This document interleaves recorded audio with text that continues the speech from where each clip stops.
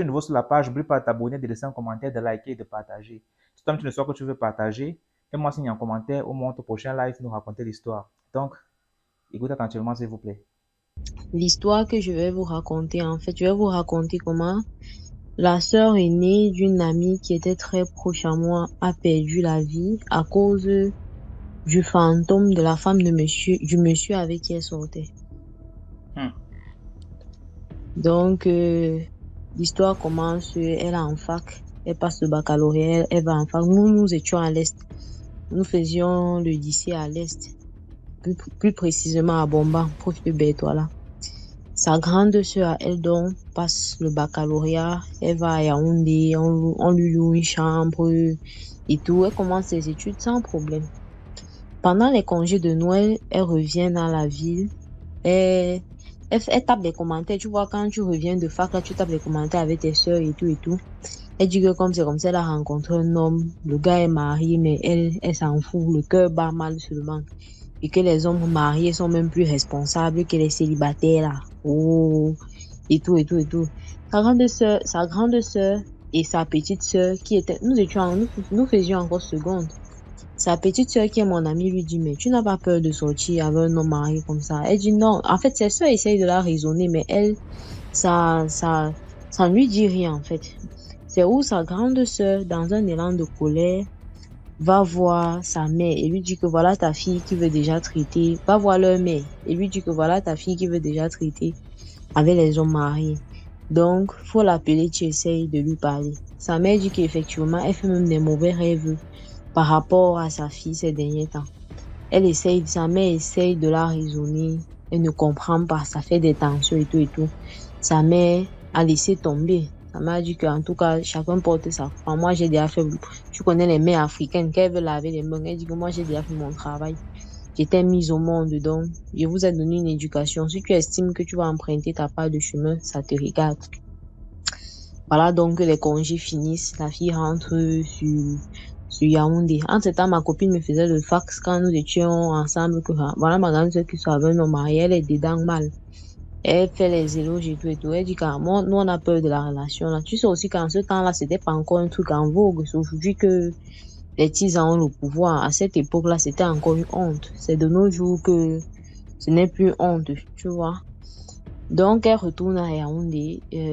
Quelque temps après, pendant les congés de Pâques, les parents attendent Non, qu'elle non, non, mais, revienne, mais non, elle, non, mais c'est toujours une honte. Hein. Faut pas, c'est toujours une honte, oui, peu c'est importe. toujours honte, mais sauf que de nos jours, bref, c'était pour dire qu'on ne sait pas, c'était pas très vulgaire comme de nos jours, en fait. Ok, c'était pas Donc, vulgaire simplement. mhm, elle retourne sur Yaoundé après les congés de Noël. Pendant les congés de Pâques, donc, les parents attendent qu'elle vienne. Elle n'est pas venue, elle a appelé, elle a dit comme quoi ils ont des professeurs qui ont programmé des cours à la fac et tout, donc elle ne pourra pas être là. Ses parents disent, OK, il y a pas de souci. Un mois de cela après, on appelle seulement sa mère à Yaoundé, qu'il y a sa fille ici qui a commencé à délirer et tout. On appelle ses parents. Quand les parents arrivent sur les lieux, c'est où la fille se confesse avant de perdre vraiment la raison. Qu'est-ce qui se passe en fait? Elle, elle sortait avec le monsieur. Le monsieur était le genre qui a peur que sa femme découvre qu'il est infidèle en fait. Donc, il cachait son infidélité à sa femme. Quand sa femme a donc su, elle a fait des problèmes et lui, il est venu, donc il a dit, bon, quand moi je suis venue vers toi au départ, on s'est entendu que la relation allait être superficielle. Là, ma femme a su, il faut qu'on arrête. Donc, s'il te plaît, je crois qu'on était clair depuis le début. Je peux plus continuer comme ça. Moi, je veux pas perdre mon épouse. Elle dit, OK, il n'y a pas de problème. D'un autre côté, elle n'arrive pas à digérer. Elle ne veut pas laisser le monsieur. C'est comme ça que tu connais aussi les amis avec les conseils toxiques. Ses copines disent que, mais un gars, tu vas perdre la ration qui te donnait par semaine ou à cause de qui? Le papier qu'on signe à la mairie, là, mon ami. Fait tout pour avoir l'homme là. C'est comme ça que une de ses amies l'accompagne chez un marabout. Elle va là-bas, grâce à la photo du monsieur, elle réussit à le charmer à distance. C'est-à-dire qu'elle n'a même pas besoin de le toucher ou alors de lui donner quelque chose à manger. C'est comme ça que, et il faut préciser qu'elle ne connaissait pas la femme du monsieur physiquement, ni là où le monsieur habitait, parce qu'il cachait l'identité de sa femme. Il cachait même le quartier où il vivait. Donc, c'est comme ça qu'elle charme le monsieur. Le monsieur revient vers elle à galop. Il recommence les love story et elle a fait en sorte que le monsieur devienne même très méchant envers sa femme. C'est-à-dire, même de ses enfants, il ne s'occupait plus et tout et tout. Il a commencé à tabasser sa femme, à frustrer les enfants et tout. Toujours dans l'inconscience, sous l'emprise du charme, il était vraiment hébété. C'était plus lui. Et elle prenait de plus en plus. Au départ, elle avait peur, mais avec les conseils de ses copines, avec le fait d'avoir pris le pouvoir sur l'homme, elle a pris goût. Voilà comment elle était déjà à son aise, au point où elle est même allée augmenter la dose. Elle a dit que si l'homme-là peut même quitter sa femme et l'épouser, ça la conforte. C'est comme ça que lors d'une dispute, la femme du monsieur en avait marre. Elle vivait la misère. Un jour même, elle a pris le téléphone de son mari, elle a appelé la fille. Elle a dit à la fille que tata, pardon, je suis prête à le partager. Mais baisse seulement le niveau. Je suis prête à le partager. Je veux juste retrouver la paix que j'avais dans mon foyer. Je veux même juste qu'il s'occupe de ses enfants. Moi-même, je m'en fous. Mais conseille-le même là-bas, comme c'est toi qui l'écoutes. Elle a copieusement insulté la dame. Elle a copieusement insulté la dame. Elle a dit à la dame que tu as la chance que je ne te connais pas. C'est que j'allais envoyer, on allait te faire quelque chose. La dame a gommé la honte sur elle et elle s'est calmée. Quelque temps après, lors d'une dispute entre le monsieur et sa femme, il a poussé sa femme. Apparemment, il y a eu un accident où il a frappé sa femme. Sa femme est décédée. Sa femme est décédée et tout. Quand elle a appris que la femme du monsieur était décédée, elle était contente. Le monsieur aussi, à partir de ce moment-là, le charme a commencé un peu à diminuer, puisqu'il venait quand même, c'est vrai que c'était accidentel, mais pour lui, il a commencé à culpabiliser. Tu sais que pour quelqu'un qui aimait sa femme de nature, et les effets du charme ont commencé à diminuer un peu. Elle est allée encore avec sa copine chez le même marabout. Elle a, comme on dit, elle a versé toute la bouteille de tout là. Donc, elle a encore allé mettre le feu sous la marmite. Donc, pour que pour que l'emprise du charme reprenne de plus belle. C'est comme ça que le type l'a rassuré, il a dit non, je vais aller pour les obsèques de ma femme. Peu de temps après, je vais te prendre comme épouse et tout et tout. Le type est allé, il a fait les obsèques de sa femme. Il est revenu. Sauf que là, c'est à partir de ce moment-là que c'est à partir de ce moment que sa vie est allée de mal en pire. Parce que elle a commencé à voir la dame dans les rêves sans d'abord savoir que c'était elle, la femme du monsieur. Donc la femme a commencé à la manipuler dans les rêves. C'était rêve sur rêve. Et quand elle allait voir le marabout disait qu'il ne peut rien. Et c'est même le marabout qui lui informe que c'est le fantôme de la feu femme du monsieur avec qui elle sort. Elle demande au marabout s'il n'y a pas de revers. Le marabout lui prend de l'argent, mais tous les traitements qu'elle fait n'aboutissent à rien. Entre-temps, la dame, le fantôme de la dame passe à un niveau supérieur, commence à hanter sa maison. C'est-à-dire qu'elle commence même à ouvrir le gaz chez la fille. Le gaz commence à s'ouvrir seul. Tous les phénomènes étranges. Bref, les trucs bizarres, les vêtements commencent à disparaître. Parfois, elle est couchée dans sa chambre, elle a l'impression que quelqu'un se lave à la douche. Là où ça s'est empiré, c'est quand la nuit, elle dormait, elle sentait comment on la tapote. Elle suivait une femme rire aux éclats. C'est où, puisque le marabout lui avait déjà dit que c'est le fantôme de la fille, donc c'est où la femme l'a tellement hantée qu'elle a commencé à délirer. Et vu qu'elle a commencé à délirer, elle n'était plus trop dans son assiette. C'est comme ça que l'homme se libérait de plus en plus du charme sur lequel il était, dont la fille l'avait englobé, quoi. Donc, c'est comme ça que sa vie commence à aller de mal en pire. Elle commence à accumuler les maladies jusqu'à ce qu'on appelle ses parents comme ça. Voilà comment elle confesse. Et quand elle confesse, chose curieuse, c'est que la femme du monsieur vient en songe à la mère de la fille, c'est-à-dire la mère de la grande sœur de ma copine, lui dit que tout ce qu'elle voulait, c'est que cette fille-là confesse. et pour qu'elle puisse pardonner cette fille-là. Mais là, il est déjà trop tard parce que c'est à cause de cette fille qu'elle a laissé ses enfants orphelins. C'est comme ça que la maladie est allée de mal en pire. Même les prières n'ont pas pu sauver la fille. Il est bien vrai que la femme ne la hantait plus, mais la maladie allait de mal en pire. Le ventre ballonnait comme si elle avait une grossesse. Elle enflait de partout. Quand tu la regardais, tu avais l'impression qu'il suffit de l'effleurer avec une aiguille pour qu'elle éclate. Donc, c'est comme ça qu'elle allait. Elle est décédée. Elle était méconnaissable. On ne la reconnaissait plus. On cachait même seulement son corps. Comme on fait la veillée, on ouvre le cercueil là. Elle était méconnaissable. Pour éviter les ondits, on préférait même cacher son corps. Et c'est comme ça que la fille est décédée en fait. Donc, pour vous dire que vraiment, le dehors que nous voyons, c'est là.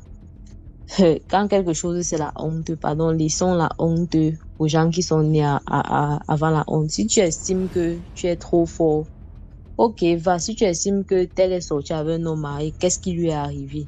Là, voilà, aujourd'hui. Et le gars a fait comment? Non, le gars est quitté de l'emprise.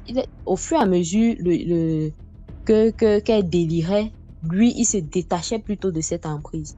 Même le gars a fini par la détester, même dans la maladie, parce qu'elle a confessé.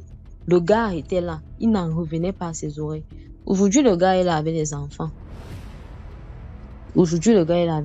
Et après même le décès de la fille, on a demandé à la maman de ma copine de faire même des rites. Parce que même après sa mort, il fallait qu'elle fasse des rites. Il fallait que elle demande vraiment pardon au monsieur. Il fallait qu'elle aille même sur la tombe de la femme de ce monsieur-là faire des rites pour que plus jamais elle ne revienne, ou alors pour essayer de combler un peu son cœur, parce que là, c'est perdant. C'est œil pour œil, dent pour dent. Elle a pris la vie de la femme a pris la sienne. Donc, il fallait un peu faire des rites pour dire, bon, voilà, je t'ai offensé, elle t'a offensé, tu l'as aussi offensé. Nous sommes quittes maintenant. Je vais te proposer entre la chèvre qu'on a envoyée parler au roi et entre le Benguis qui est venu enceinter la femme, l'enfant du féticheur. Lequel t'intéresse? La chèvre. Je savais. D'accord. C'est un village qui est bien réputé ici au Bénin, un peu dans le nord, qu'on appelle Assanti. C'est dans la commune de Glazoué, notamment un peu proche de Savalou, pour ceux qui s'y connaissent. Assanti est connu pour ses grandes capacités de sorcellerie. Quand je parle de sorcellerie, je ne parle pas des 2 gigas, hein. Je parle des sorcelleries de haut niveau. Et il y avait deux prêtres de fois qui étaient en litige d'un trône, c'est-à-dire le trône de celui qui allait gouverner le village et qui allait avoir une réputation de dignitaire, de haute dignitaire, quoi, du milieu. Dans ce litige-là, ils sont même été au procès et finalement, c'est le procureur qui a décidé de qui va rester au trône. Donc, quand ils sont revenus, les cérémonies ont été faites, l'intronisation a été faite. Et une fois que tout a été bien finalisé, 7 jours après, il y a une chèvre qui est venue dans la cour du roi et qui lui a demandé s'il voulait vraiment rester au trône. Donc, imagine-toi, tu es chez toi. Une chèvre vient te demander si le trône sur lequel on t'a placé, si tu veux vraiment y rester. Et ça avait paniqué. Le roi lui a demandé si c'était à lui qu'il parlait. Il a répondu oui. D'abord, le roi était paniqué parce qu'il a demandé est-ce que c'est la chèvre qui parle. Bon, parce que dans la langue des Glazoué, ils ont une ethnie qui disent donc la chèvre a bien répondu oui, c'est moi qui parle. Donc le roi trouvant ça que c'est plus naturel, il a demandé est-ce qu'on attrape la chèvre. Ils ont rattrapé la chèvre et ils ont tué la chèvre. Quand ils ont tué la chèvre, ils l'ont éventré, ils ont vu qu'il y avait des talismans dans son ventre. Donc les talismans servaient de Wi-Fi pour communiquer au roi. Ils ont appelé un prêtre de phare pour consulter. Le phare a révélé que le fait qu'ils ont tué la chèvre, entre les 2 personnes qui étaient en train de faire le litige du trône, il y a l'un qui doit mourir. Reste à savoir maintenant qui va mourir. Est-ce celui qui a envoyé la chèvre ou c'est celui qui a tué la chèvre? Donc, c'est un litige qui est resté longtemps. Bon, déjà, c'est un village bizarre, donc moi, je n'ai pas demandé la suite de cette histoire-là. Mais cette histoire est réelle. J'ai même trouvé la photo de la chèvre et les talismans qui ont été trouvés dans son ventre. Mais je n'ai plus demandé la suite de l'histoire. Parce qu'il y avait un qui devait mourir. Deuxième histoire. Deuxième histoire, c'est un benguis qui est venu enceinter la fille d'un féticheur au Bénin.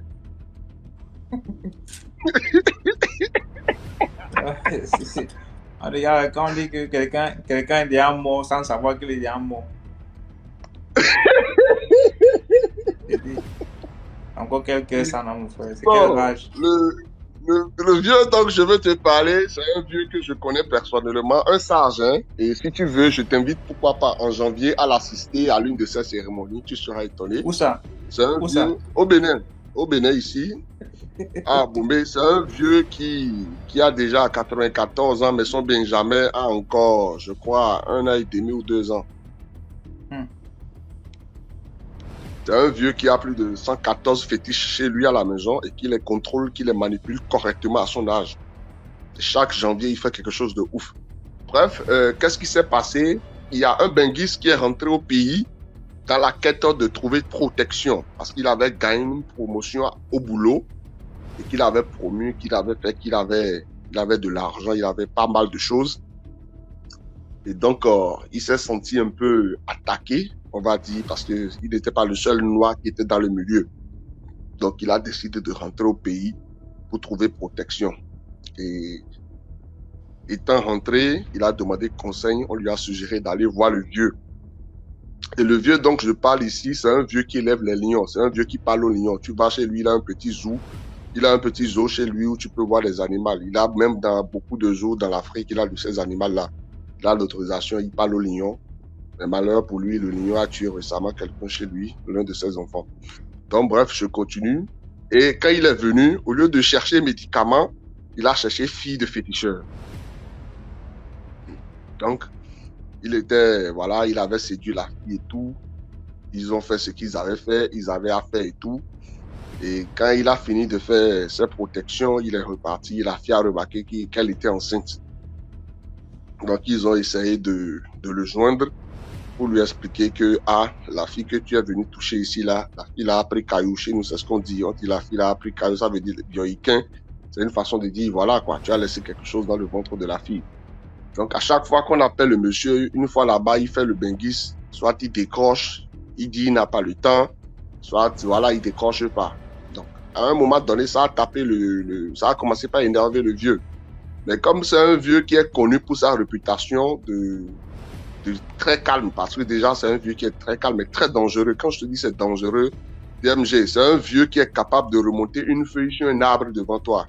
C'est-à-dire, tu es là, la feuille tombe, il prend la feuille devant toi en plein midi, il remonte ça sur l'arbre, là, va prendre ça. Celui que je te dis là, il est encore vivant. C'est pas qu'il est mort, il est là. Et c'est un bon ami à moi. Hein. C'est l'un de mes meilleurs conseillers spirituels.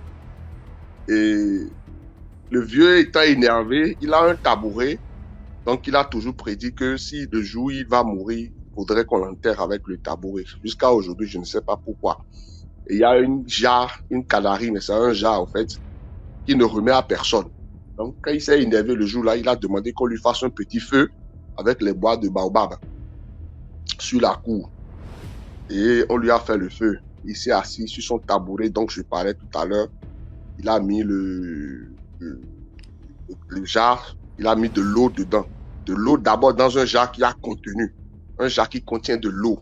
C'est déjà ça le problème qui est mystique. Mais c'est pas encore ça vraiment ce qui est mystique. Une fois après avoir mis l'eau dans le jarre, il prend son éventail qui souffle dans le feu. Tranquillement, il chante. Le benguis qui a enceinté sa fille étant en France, le benguis a commencé par sentir un peu de chaleur. Il s'est dit, bon, il faut que je prenne un bain en piscine pour me rafraîchir la mémoire et tout et tout. Et il est rentré dans la piscine, il est allé vraiment, il s'est mis dans la piscine là-bas. D'après lui, c'était normal. Mais à sa grande surprise, même la piscine a commencé par se chauffer. Il n'a plus compris si c'est lui qui voyait mal et tout. Donc, en voulant sortir de la piscine, Malheur pour lui, il est sorti dans le jar du vieux. Tu as compris ce qui s'est passé?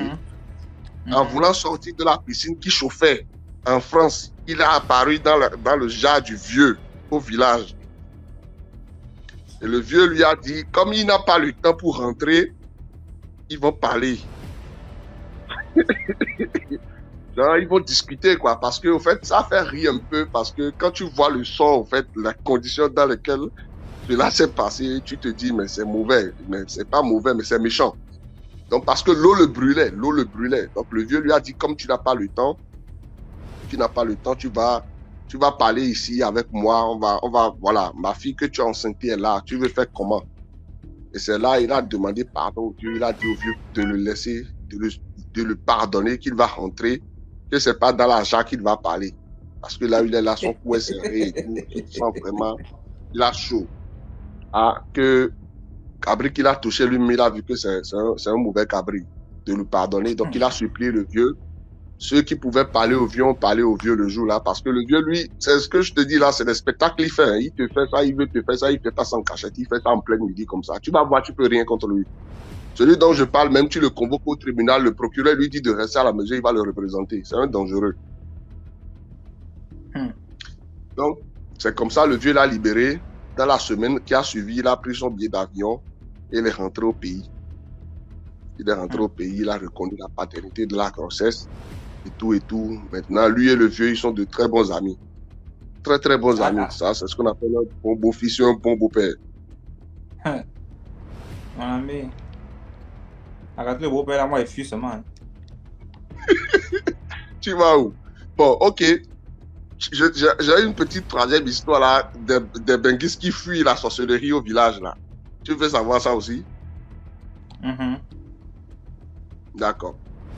C'est une famille d'un intellectuel, bon, quelqu'un qui a été à l'école et qui a beaucoup fréquenté, qui a eu ses diplômes. Et bon, quand lui aussi, il a eu la chance d'avoir du boulot et tout, il a fait ses enfants, il a préféré envoyer ses enfants à l'extérieur, aux États-Unis. Mais il les a toujours fait comprendre que le village est mauvais, donc il ne faudrait pas qu'il y vienne régulièrement, un peu comme tu connais les Africains. Ah, le village, il a la sorcellerie, il a le fétichisme et tout, donc si tu viens, ils vont te tuer, il ne faut pas montrer que tu as l'argent. Mais il faisait partie de la cour royale, de la famille. Et à sa grande surprise, bon, on va dire à son décès, les ancêtres ont choisi aussi son aîné, c'est-à-dire son enfant aîné qu'il avait promu, qui avait aussi eu de succès comme lui.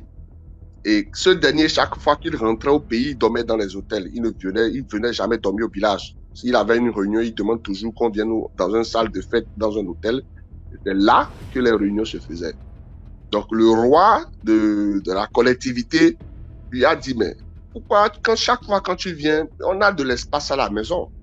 Ou bien c'est parce que tu penses que tu es riche, que tu ne peux pas dormir sur une natte? Il dit non, que lui, il ne peut pas venir au village. Bref, il a commencé par jouer à l'important et tout. Le vieux lui a dit, viens avec moi. Le roi lui a dit, viens avec moi, je vais te montrer un truc. Ce que tu fuis là, je vais te montrer ça. Et quand ils sont partis au village, il avait peur parce qu'il avait pensé qu'on allait le forcer à dormir. Le vieux lui a dit, ce que je veux te montrer, c'est plus pire que dormir.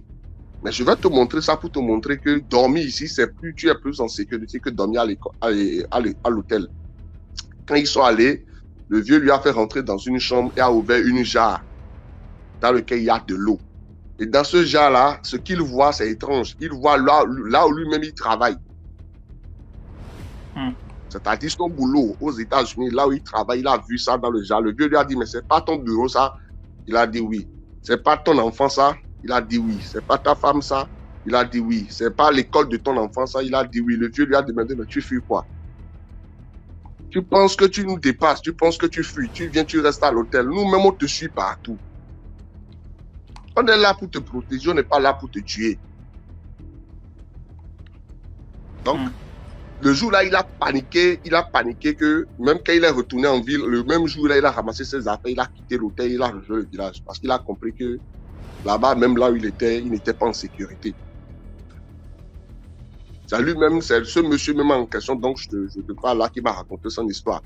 Mais après qu'il a commencé par fréquenter le village, il a fait quelque chose qu'il a rattrapé.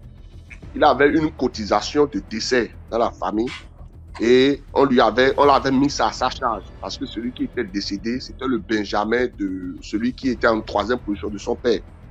Et normalement, c'était lui, ça serait, au fait, la famille va faire ce qu'il faut, mais c'est lui qui devait prendre ça en charge. Donc, il les a nargués. Il les a dit que lui, il est céleste et tout, que lui, il n'est plus dans, parce qu'entre-temps, il était un peu ancré dans la tradition et après, bon, je ne sais pas ce qui s'est passé réellement. Et il les a narrés, il les a dit que lui n'est plus dans le christianisme, qu'on peut rien contre lui, au fait, qu'il est converti, patati, patata. Et le roi lui a dit, ah bon? D'accord, il n'y a pas de problème. Comme tu penses que du fait que tu es converti, tu es protégé, il n'y a pas de souci. On va voir la marmite qui dépasse ta marmite. Et il est revenu du boulot un soir. Le soir là, il était dans son salon en train de faire la sieste. Il a commencé par dormir. Et à sa grande surprise, il s'est réveillé au Bénin. Sans passeport, sans visa, sans billet d'avion, sans rien. Je te dis, le gars là, il est là. Là où je te parle, il est au Bénin actuellement. Il est venu sans passeport, sans rien. Il est venu au Bénin. Donc, le lendemain matin, sa femme ne l'a pas retrouvé là-bas, dans le salon, là où il faisait sa sieste. Donc, la femme a appelé son portable qui ne partait pas. Et il a remarqué que son passeport était toujours dans le tiroir, là où il a l'habitude de le mettre. Rien n'a bougé, rien n'a signalé. Donc, le monsieur est passé par où? Donc, c'est depuis ici qu'il a pris un numéro du Bénin, qu'il a rappelé sa femme pour lui dire « Ah, je suis au Bénin ». La femme dit « Mais je n'ai pas compris. Tu n'as pas pris ton passeport, tu n'as pas de visa, tu n'as rien pris, tu n'as pas pris de valise, tu n'as même pas pris ton téléphone, tu fais quoi au Bénin ?» Donc, il a voulu expliquer à la femme. La femme dit ça n'a pas d'explication. Si tes parents t'ont initié dans la sorcellerie, donc chacun n'a qu'à prendre sa route. Donc, jusqu'à aujourd'hui, c'est comme ça. Il est resté bloqué au Bénin. Il regrette, malheureusement, à ce défunt roi-là, qu'il avait mal parlé en son temps, qui lui a montré que dans le monde, il y a deux qui dépassent toujours un. Il est là aujourd'hui, il vend des habits de France, là, qu'ils amènent de France. C'est lui-même qui m'a raconté son histoire parce qu'il avait suivi l'une de mes auditions sur Vodun TV, qu'il avait suivi, il était venu me raconter son histoire. Ça m'a paru un peu bizarre, mais c'est un monsieur bien. C'est pour aussi dire aux gens, c'est pour dire à nos benguistes qui sont dans les pays de ne pas croire qu'une fois là-bas, on échappe à la sorcellerie. Quand la sorcellerie veut t'avoir là, tu ne peux pas l'échapper. La seule chose qui peut te protéger, c'est d'abord ton humilité, parce que c'est une protection. Déjà, premièrement, je vais d'abord aller... Moi, je ne sais pas si d'autres gens ont ce sentiment-là, mais j'ai souvent l'impression du déjà vu. Et lorsque je pense à quelqu'un, la personne m'appelle, soit la personne sonne à ma porte. Moi, c'est tout le temps. C'est pas que c'est une coïncidence. Tout le temps, lorsque je pense à quelqu'un, la personne va m'appeler ou la personne va sonner chez moi. C'est bizarre. C'est vraiment bizarre. Donc, pour commencer donc l'histoire, j'ai rencontré un monsieur. C'était sur les réseaux sociaux, c'était sur Mythique. Et le monsieur donc a 40, ça fait même pas longtemps, c'était l'année dernière, le monsieur a 45 ans, il n'est pas marié, il n'a pas d'enfant. Du coup, j'ai discuté, le monsieur était vraiment, quand on dit que les gens ont beaucoup d'argent, le monsieur travaille dans la finance, il est vraiment, vraiment lourd. Quand on dit que les gens sont lourds, c'est pas le bruit. Sa voiture d'abord, c'est la magie seulement, sa voiture. Mais au départ, moi, je savais pas qu'il était lourd comme ça. Parce que c'est quelqu'un quand même qui ne, comme on dit, le vrai agent ne parle pas, il ne se fait pas voir. Et donc, on s'est rencontrés, on a discuté et tout. On a discuté longuement sur Mythique. Et puis, un jour, on décide de se rencontrer et tout. Le gars vient me chercher en bas de mon immeuble. Je look d'abord la voiture quand je dis, mince. Mon corps commence à battre un genre. La qualité de voiture là, j'ai jamais vu ça, mon frère. Mais je prends mon courage à deux mains. J'ai dit, je vais quand même rentrer. Mouiller, c'est mouillé. J'entre dans la caisse. Il me dit qu'écoute, on fait comment et tout, puisque j'avais mon fils. Je lui ai dit que bon, j'ai appelé une amie. Je vais laisser mon fils chez l'amie en question. Et nous, on va aller dans nos marches et tout. Il me dit, ok, allons déposer d'abord le petit. On dépose le petit. Et puis, on décide d'aller prendre un verre. Après le verre, donc, on a mangé aussi un bout. Et puis il dit, écoute, on va arriver chez moi parce qu'il vit au Luxembourg, au nord, fin fond du Luxembourg, parce que moi je suis pas loin du Luxembourg, je suis à 10 minutes du Luxembourg. Il vit dans un Lech au Luxembourg, un Lech éloigné au Luxembourg. On arrive chez lui. Maman, c'est un manoir, le genre de Santa Barbara là que le portail est à 10 km, la maison est loin, loin là-bas au fond. Mon corps commence à battre. Que mince qui m'a envoyé. Je commence à transpirer. Il dit, ça va? Je dis, oui, oui, je vais bien. Je vais bien. On entre donc. Il dit, non, non, sois à l'aise, hein, mets-toi à l'aise et tout. On entre. Il dit, ici, c'est chez moi. Si tu vois bien que je vis seule et tout. Et c'est vrai, le gars vivait seul. Normalement, la maison, la sentait l'argent. Il vivait vraiment seul. Et, mais c'était un monsieur simple, hein. Sympa, on a bu, on a mangé, et puis on a niasse. Bon, je suis une femme, il est un homme, un jour. On a niasse et tout. Bon, maintenant, le lendemain, donc, il me dit que d'abord, dans la nuit, je dormais avec un œil. Ça, il faut que j'avoue, je dormais avec un œil parce qu'il n'était pas à l'aise. Le lendemain matin, il me fait à manger, il vient déposer au lit et tout, galant, romantique, un genre. On discute et tout. Il me dit, ok, écoute, moi je vais t'accompagner parce que j'ai un vol à prendre et tout. Je lui ai dit, d'accord. Le gars m'accompagne. Comme si de rien n'était, il m'accompagne, on se fait le bisou. Je vais chercher le petit, je rentre dans. Mes problèmes ont commencé une semaine après. J'ai fait un rêve bizarre. Le rêve bizarre, ce monsieur-là me suivait dans le rêve. J'ai atterri dans une, je ne sais pas, il y avait une mer, il y avait la mer devant moi. Et j'avais l'impression qu'on me suivait. Et moi, je courais. Arrivé devant la mer là, j'entends seulement attrapez-la. Je ne sais pas comment faire. Je traverse, je vais en arrière, je fais comment? C'est dans le rêve, hein? Et puis maintenant, je me suis sentie portée en fait. Quand on dit téléporter, je me suis sentie téléportée. Je me suis retrouvée de l'autre côté de la mer. Mais j'entends quelqu'un qui court derrière moi, comme si c'était, je sais pas, vous voyez les buffles, le troupeau de buffles, la lourdeur du troupeau de buffles là, comment ça peut faire au niveau du sol. Je cours. Après maintenant, la personne a sauté sous mon pied. Je commence à me débattre. Et dans le lit, je sentais comment je me débattais dans le lit. Je commence à me débattre. Après, je me suis levée. Une fois comme ça, d'un coup, je me suis levée. Mince. J'appelle mon pasteur. Heureusement qu'à ce moment-là, parce que moi, j'avoue que parfois, je suis faible dans la prière. En ce moment-là, il y avait un pasteur qui me suivait, que j'avais rencontré sur Facebook. J'appelle le pasteur. Le pasteur me dit que non, ça, ce n'est pas un bon rêve. Il faut que tu te mettes en prière. On se met en prière, on commence à prier. Et quand on commençait à prier, chaque soir, il y avait quelqu'un. C'est comme si quelqu'un venait m'étouffer, en fait. Venait m'étouffer dans la nuit. Donc, venait ma respiration, je n'arrivais pas à respirer normalement. Mais on a continué la prière. Et à ce moment-là, j'ai commencé à maigrir bizarrement. Je fanais en fait, à vue d'œil, je fanais. Ça, c'est pas le mensonge, c'est la réalité. À vue d'œil, je fanais. Jusqu'à ma grande soeur me dit que, mais Julia, qu'est-ce qui se passe? Ma peau était devenue bizarre. Qu'est-ce qui se passe? Mais on a continué la prière quand même. J'ai même eu, à cette période, j'ai eu la Covid. On a continué les prières. Après un jour, donc, j'ai fait un autre rêve où moi, j'étais de l'autre côté et il y a une personne qui était aussi de l'autre côté. Il y avait une barrière entre cette personne et moi. La personne ne pouvait pas m'atteindre. J'ai fait ce rêve-là, j'ai dit à mon pasteur, il a dit que ça, c'est un bon signe. On a donc continué à prier. Et donc, quand on a continué à prier, ce monsieur m'appelle. Pourtant, il avait même fait, parce qu'il était envoyé, il avait même fait 1 mois, il ne m'appelait plus. Il m'appelle, il me dit que, mais comment tu vas? Je dis, je vais bien. Je vais bien et toi? Il dit que non, moi ça va, je suis rentrée de voyage et tout. Tu veux j'aimerais que toi et moi on se voie.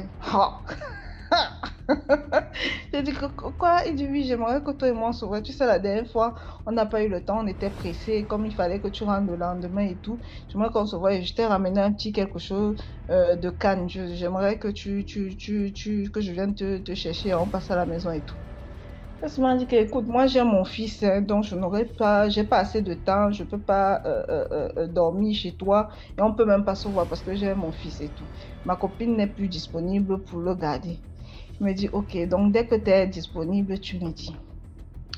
Le temps est passé, le temps est passé, le temps est passé. Après, donc, ces rêves ont commencé je n'avais plus ce genre de rêve et j'ai commencé à prendre mes formes. Avec la prière, j'ai repris mes formes, j'ai repris mon éclat, j'ai tout repris. Et les bains aussi, parce que le pasteur m'avait dit de faire les bains de sel, pas les bains de sorcellerie, les bains de gros sel, là, tu mets dans l'eau, tu te laves avec.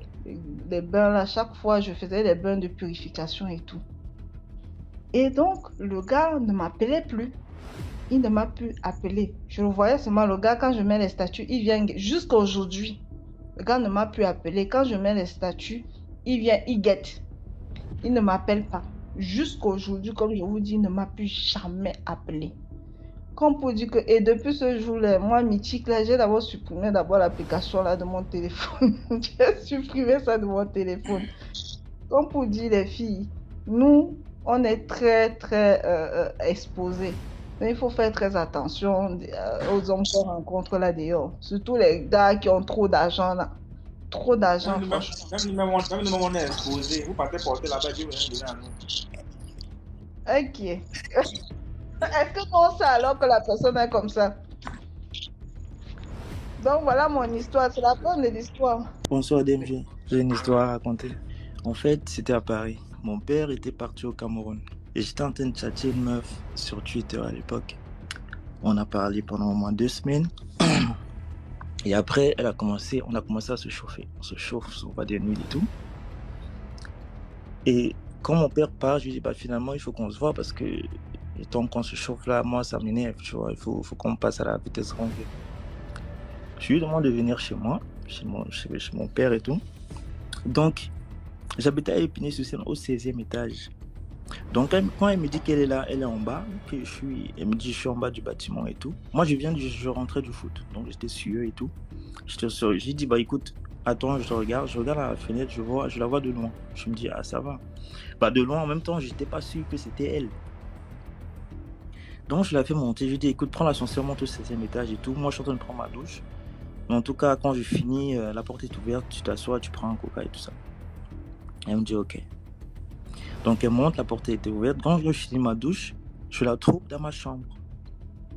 Elle était à poil. Je rentre dans la voie, je dis, merde, ça a mangé.